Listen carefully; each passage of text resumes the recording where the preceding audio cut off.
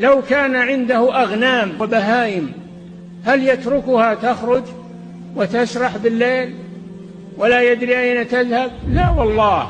فكيف يترك بناته وأخواته وزوجته وقريباته، يتركهن يخرجن في الليل البهيم لا يدري أين يذهبن ولا مع من يذهبن ولا مع من يجلسن؟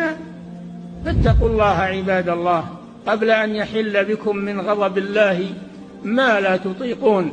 والعقوبات عن يمينكم وشمالكم الآن تعج في البلاد من قتل وتشريد وتخريب وفيضانات وانهيارات وخسف ومسخ.